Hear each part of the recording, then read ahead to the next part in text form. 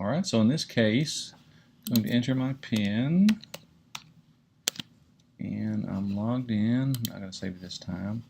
You'll see we currently have 2 employees, so I can add a new employee, setting first name, last name, etc., job ID, status, social security number, all that stuff, and the PIN number, which they would use to log in, right? Yeah. And typical employees are going to be doing this, though, most of the time. Yes. Time record. So let's say add time record. Mm-hmm. Run. Select myself. And add a time record. Go ahead. Yeah. What would you do? So over here, you choose the date. You could choose either the chosen date range or the future date or past date. Okay. It doesn't matter. If I'm working on it from last week, I want to make note of my time, I guess, right? Yeah. Okay. Right. But if you choose within the time range, after you edit and then hit save, then it would display in this list. Okay. If it's not within the date range, it will be added, but it will not display in here. AM. Oh, let's see. AM. Yeah. Okay. To 05:00 PM. Mm-hmm. A 1 hour lunch. Yeah. And it'll Okay. And then it'll already get it and save it. Okay. And then I want to add a record from yesterday, so I would pick yesterday's. Wait. 8 AM. Darn it.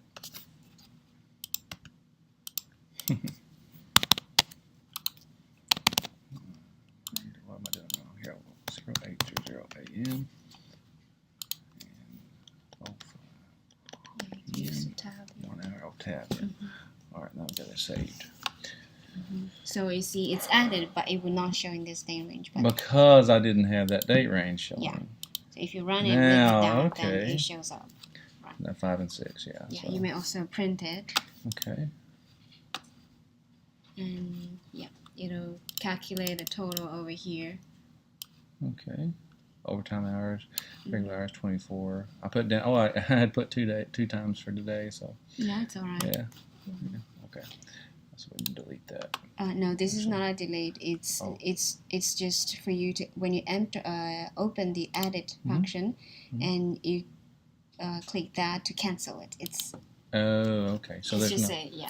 Okay. So how would I delete that out there? So I've got that spurious record. Well, you could. There's not a delete function here, but you could always click to edit and then edit the change the date. range. Yeah. Say put the 4th in there, right? Yeah. Okay. Now I want to pick all week, run, and I got 3 days. Yeah. 4th, 5th, 6th. There we go. Okay, that makes sense. And then for the person who's going to be running payroll, they would use this function. Is that right? Yeah, correct. Okay. And again, they might pick last week or whatever their days they do. Right. The day range here represents the day, the pay period from to. So yeah, the list here is a list of active employees, and if you click the employee name, it'll take you to the payroll master, and you could. There are three types of. I give myself $100 an hour. I don't know if that's going to work. Is that right? Hourly wage? Is that what that does? You could do that, but you need to enter the number of hours over here. Oh, It'll I see. calculate. Okay, I had 24 hours. Yeah. Oh boy, that's great. For 3 days' work. Right. So let's go back to there.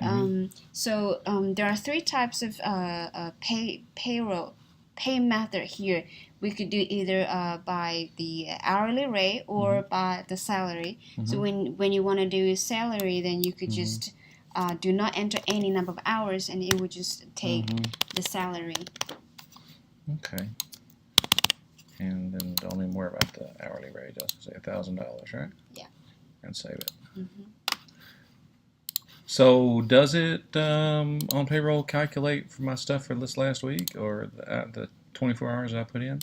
So it's calculated. It's calculated based on 52 weeks cycle. So it's by weekly. Now, if you look at the commission / bonus, this one is has to be done alone. So we cannot mix process both together. You could do either by commission or by salary or the hourly rate. So the commission and bonus is calculated. The tax is calculated based upon the monthly base. Okay. So you can run that. Pay periods per alone. year. Okay. Yeah. All right, but as far as like if I was the owner, I would run that, or I wouldn't really. I would say like from last week to Friday. Right. And run, but it's not showing those 24 hours that I. Because you didn't run for that date range. Oh, okay. Back on the time record. Time record? No. If you go back to payroll, do you remember what day range did you choose? I think you chose. I think it was the fourth through the sixth. I think, right? Okay, yeah. No, I think it was the Monday. Was it? Yeah. Oh, okay. So, if you're not sure, you could go to the accounts report and then choose there's date range. Just pick the week and just see pick those and see the whole week. Oh, you didn't print it, so it will not be there. My bad. Oh, so is it like posting it? Is that the deal? Yeah. So over here, let's go back to payroll. I think it was the Monday the 3rd to the 6th, or on Sunday. I'm not quite sure. There we go. So that's the. Well, I'd put in just $1,000 salary there, though, right? Yeah, but that's what you have entered initially. So I have to save or print, or save once here. you save that, and then hit check that, and then enter a check number. Oh, okay. So check number 100, and then print check. Okay, and there's my nice little check, and it's got the number, and it's printed. Okay, so on a pre-printed check, it would hit the right spot. Yeah. Okay. So now it asks you whether or not it's it did successfully print. Now, and now I go back to account and then say date range from the 2nd to the 6th. And okay, there's my check number, and there's the amount paid. Right. Okay. And if you scroll down to the bottom, you could, I think you can print this report. Okay. It has everyone, I guess, yes, in the list. Okay. Anyone is included in here. Well, I guess my question is, so if I put in 3 hours of time, does it automatically put it? It doesn't. No, they have to manually put it in. They're in separate entities. Okay. They don't depend on each other. That way, we don't accidentally have something in there wrong or whatever, I guess. Right. The person's going to be validating it before they're putting in